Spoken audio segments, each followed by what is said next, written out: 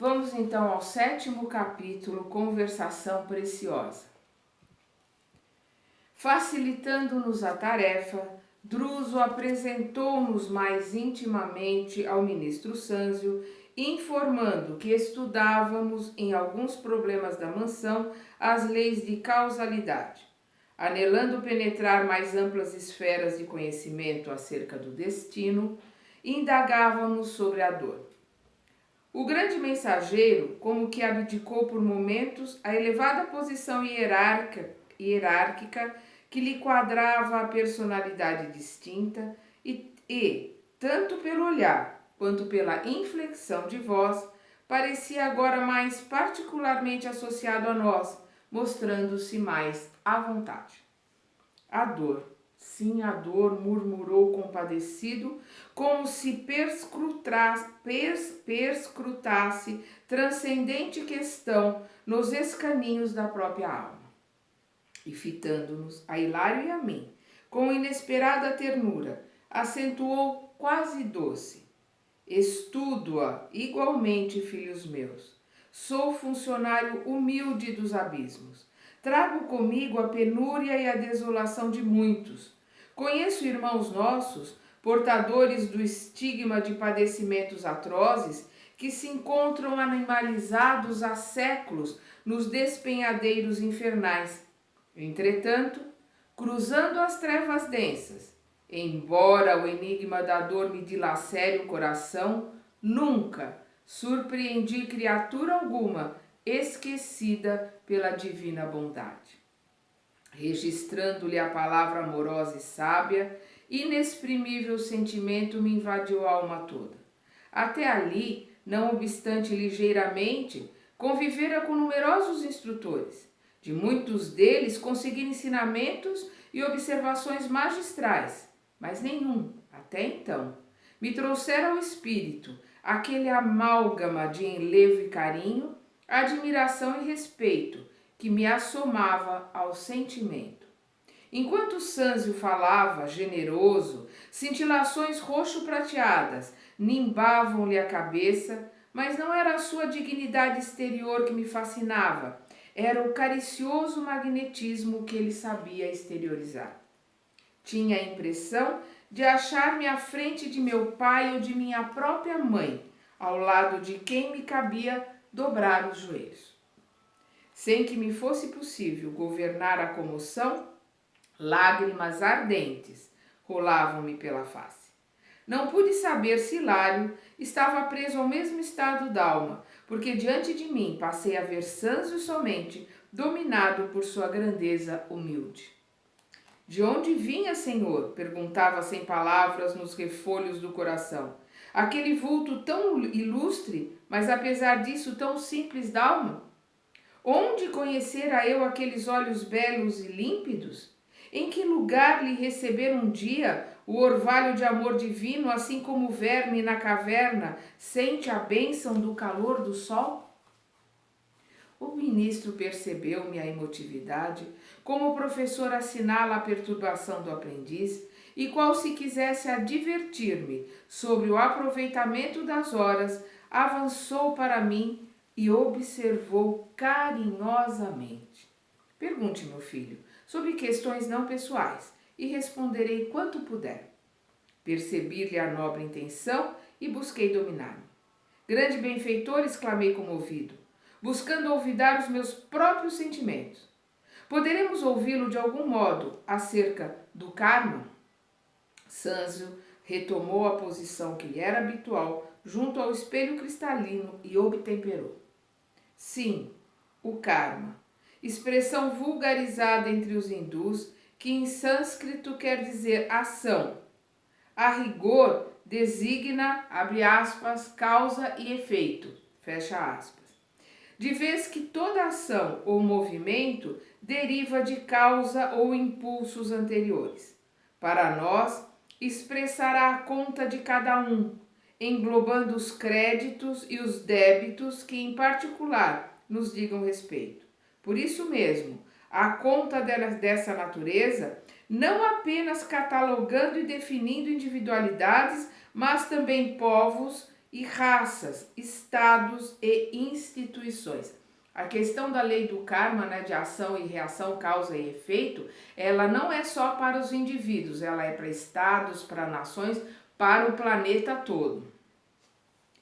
O ministro fez uma pausa como quem dava a perceber que o assunto era complexo e continuou. Para melhor entender o karma, ou, abre aspas, conta do destino criada por nós mesmos, fecha aspas, convém lembrar que o governo da vida possui igualmente o seu sistema de contabilidade a lhe expressar no mecanismo de justiça inalienável. Se nos círculos das atividades terrenas qualquer organização precisa estabelecer um regime de contas para basear as tarefas que lhe falem a responsabilidade, a casa de Deus, que é todo o universo, não viveria igualmente sem ordem. A administração divina, por isso mesmo, dispõe de sábios departamentos para relacionar, conservar, comandar e engrandecer a vida cósmica. Tudo pautando sob a magnanimidade do mais amplo amor e da mais criteriosa justiça.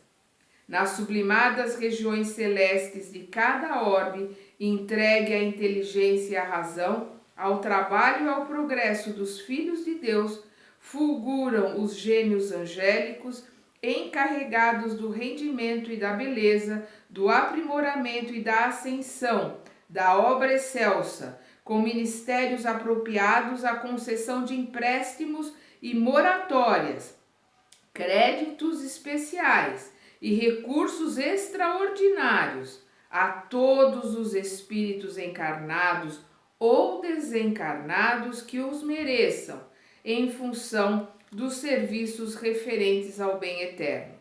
E nas regiões atormentadas como esta, varridas por ciclones de dor regenerativa, temos os poderes competentes para promover a cobrança e a fiscalização, o reajustamento e a recuperação de quantos se fazem devedores complicados ante a divina justiça. Poderes que têm a função de purificar os caminhos evolutivos e circunscrever as manifestações do mal.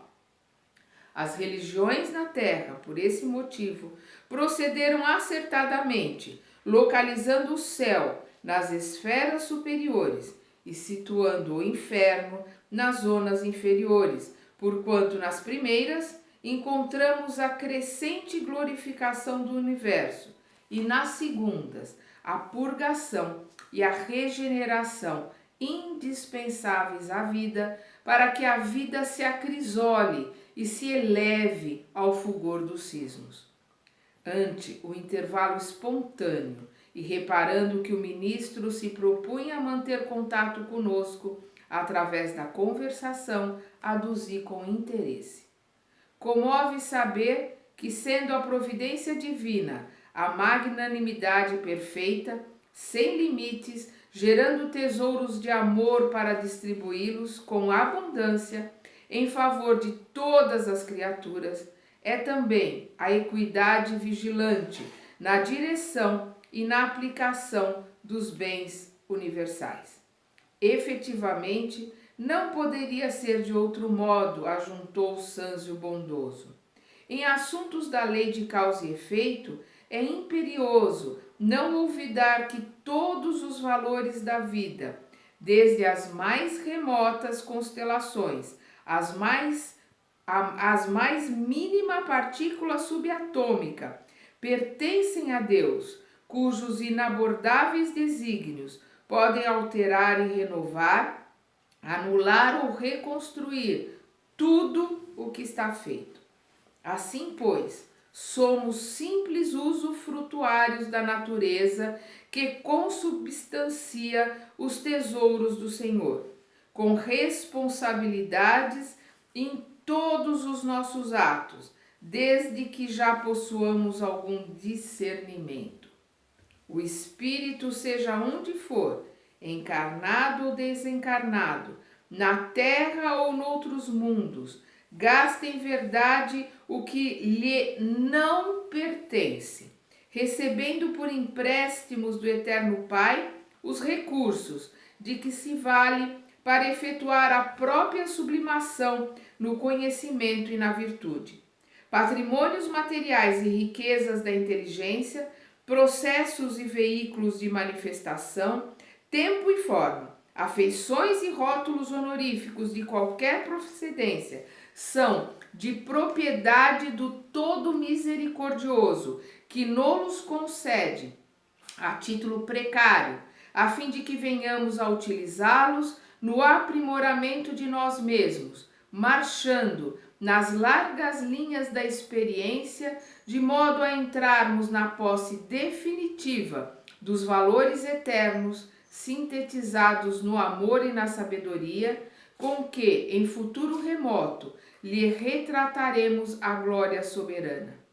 Desde o elétron aos gigantes astronômicos da tela cósmica, tudo constitui reservas das energias de Deus que usamos em nosso proveito, por permissão dele, de sorte a promovermos com firmeza nossa própria elevação à sua majestade sublime.